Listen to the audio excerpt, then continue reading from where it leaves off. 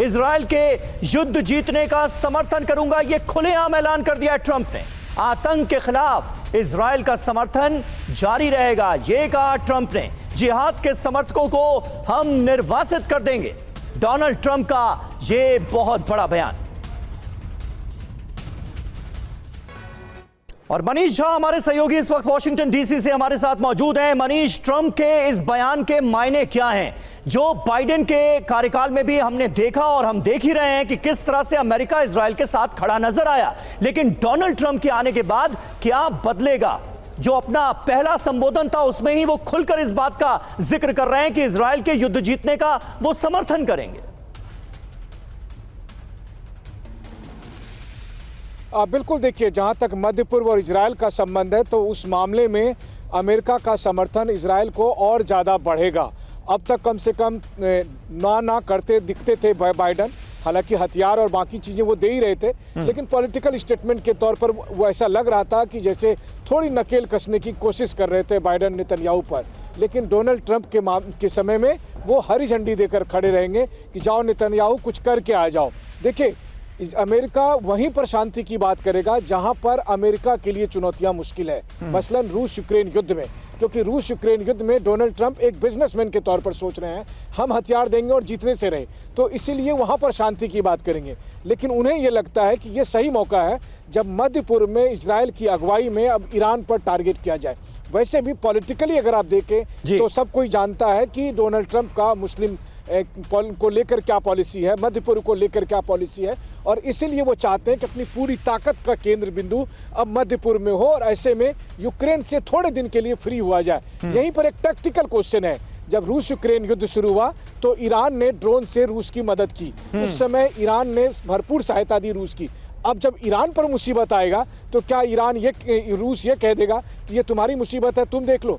और अगर नहीं तो फिर ऐसी स्थिति में रूस क्या कर सकता है? सीधी सीधी जंग में ना जाए तो कम से कम रूस यूक्रेन युद्ध में वो ट्रंप के ऑफर को ठुकरा दे। इसलिए मैं कहता हूं आपको कि पुतिन ट्रंप के ऑफर को ठुकरा देंगे। उसका एक बड़ा कारण ये भी होगा कि मध्य पूर्व में और या फिर चीन के खिलाफ ट्रंप कोई मोर्चा नया खोले, उन सबको देखते हुए रूस किसी भी हालत में पीस डील पर नहीं जाएगा। लेकिन मनीष, अपनी कैंपेनिंग के दौरान जब अरब मूल के लोगों को संबोधित कर रहे थे, उनसे मुलाकात कर रहे थे डोनाल्ड ट्रंप, तो लेबनान में मैं संघर्ष खत्म करवा दूंगा ये वादा भी तो करके आए थे। उसका क्या? क्योंकि लेबनान में तो लगातार ताबड़तोड़ बमबारी का सिलसिला जारी है इजराइल की तरफ से।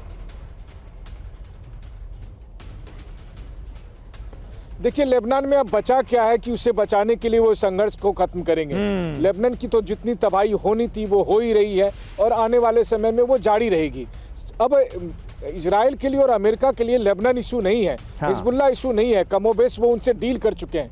उन्हें पता है कि अब अगला टारगेट ईरान है और ये उस समय, जरा सोचिए, अगर अभी ईरान से जंग नहीं होती है तो ईरान को समय मिलेगा और ईरान एक बार फिर हमास और हिजबुल्लाह जैसे संगठन को खड़ा करेगा। इसीलिए अमेरिका को और इजराइल को लगता है कि ये सही समय है जब ईरान पर अब सीधे टारगेट किया जाए और उसी दिशा में वो आगे बढ़ रहे हैं। इसलिए मैं एक बार फिर कहता हूँ, ट्रंप नए राष्ट्रपति बनकर केवल नहीं आए हैं, ट्रंप एक नए कमांडर इन चीफ बनकर आए हैं। बस एक कमांडर तय कर रहा है, युद्ध का मोर्चा अब यूरोप में नहीं बल्कि मध्य पूर्व होगा। बिल्कुल सही बात है। और निशाने पर, टारगेट पर है ईरान ट्रंप के।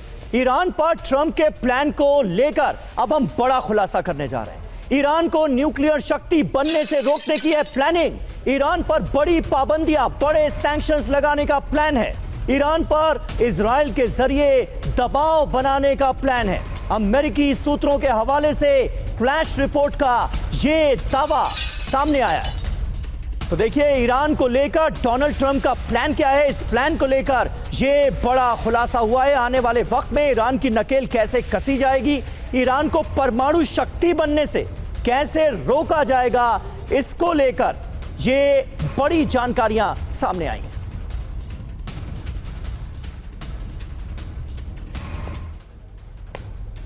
तो देखिए, डोनाल्ड ट्रंप का प्लान ईरान आखिर है क्या? ईरान के खिलाफ इजराइल को और सैन्य मदद दे सकते हैं डोनाल्ड ट्रंप राष्ट्रपति बनने के बाद। ईरान के खिलाफ अरब देशों के साथ संबंध मजबूत कर सकते हैं ट्रंप। ईरान पर प्रतिबंध बढ़ाकर अंतरराष्ट्रीय दबाव बनाने की भी डोनाल्ड ट्रंप की प्लानिंग है। ईरान के न्यूक्लियर वेपन बनाने के विकल्पों को वो पूरी तरह से बंद कर सकते हैं। वैसे ही इसे लेकर ट्रंप का रुख क्या रहा है, ये वो लगातार बताते आए। ईरान के साथ नई न्यूक्लियर डील का वो प्रस्ताव भी रख सकते हैं। सुमित चौधरी हमारे साथ मौजूद हैं। सुमित, ट्रंप के प्लान ईरान को लेकर और क्या जानकारियां मिल रही हैं, और ये जो अहम बातें सामने आई हैं इनमें कितना दम है? क्या ये मुमकिन नजर आता है, और क्या ईरान इसके लिए तैयार होगा अगर ऐसे किसी समझौते की बात की जाती है डोनाल्ड ट्रंप के राष्ट्रपति बनने के बाद? देखिए, ईरान तैयार हो ना हो, लेकिन ईरान को तैयार कराया जाएगा। देखिए, एक इंपॉर्टेंट बात यह है कि अमेरिका की अब पूरी स्ट्रैटेजीज होगी मिडिल ईस्ट में, और मिडिल ईस्ट के उन्हीं देशों पे होगी जो शिया डोमिनेटेड है। अगर आप देखें कि लगातार अमेरिका जो कोशिश कर रहा है, खासतौर पर मैं आपको लेबनान की जमीन से जरूरी बता सकता हूं कि शिया सुन्नी के अंदर रिफ्ट पैदा कराना, खासतौर पर इस तरीके से पैदा कराना कि शिया वर्ल्ड जो है वो सुन्नी से अलग हो जाए। और यही वजह है कि शिया कम्युनिटी के जो बड़े डोमिनेटेड एरियाज हैं या कंट्रीज हैं, चाहे वो आप लेबनान के इलाके कह लीजिए, साउथ लेबनान के इलाके हो, चाहे वो आप कह सकते हैं कि इराक के इलाके हो, ईरान हो, या फिर आप कह सकते हैं सीरिया के कई महत्वपूर्ण इलाके हो, उन इलाकों पे आप अपने ऑपरेशन चलाते रहें, लेकिन बाकी के मिडिल ईस्ट की कंट्रीज को अपने साथ लेकर खड़ा कर सके, ताकि वो सपोर्ट सिस्टम जो लगातार मिल रहा था वो सपोर्ट सिस्टम ये खत्म हो। दूसरा सबसे इंपॉर्टेंट बात ये होगी कि ईरान को ये समझाना कि या तो आप अपने प्रॉक्सीज के साथ अपने एसोसिएशंस को खत्म करें, लिमिटेड करें, या फिर आप बड़ी एयर स्ट्राइक्स के लिए तैयार है। तो निश्चित तौर पर ईरान के लिए इस समय दिक्कत अपनी प्रॉक्सीज नहीं है, उनके लिए सबसे बड़ी उनकी प्रायोरिटी है उनके इकोनॉमिक सैंक्शंस, या फिर आप कह सकते हैं उनके न्यूक्लियर प्लान। भले ही वो लिमिटेड कर दे, लेकिन ईरान को ये कंपेल किया जाएगा, ये समझाया जाएगा नेगोशिएशंस के अंदर कि आपके लिए अब सिर्फ और सिर्फ जरूरत है या जरूरी है आपकी अपनी प्रायोरिटीज, ना कि प्रॉक्सीज को अपने साथ लेकर चलना। और मुझे लगता है कि ईरान कई हद तक अब ये समझ चुका होगा कि अगर रशिया भी अंदर खाते ईरान से हाथ खींच लेता है या फिर लिमिटेड कर देता है तो ईरान बहुत ज्यादा अकेला पड़ जाएगा, और ईरान के लिए ऐसे मौजूदा समय में सर्वाइव कर पाना बहुत मुश्किल होगा। पहली बार है क्या आपका? हाँ, ठीक।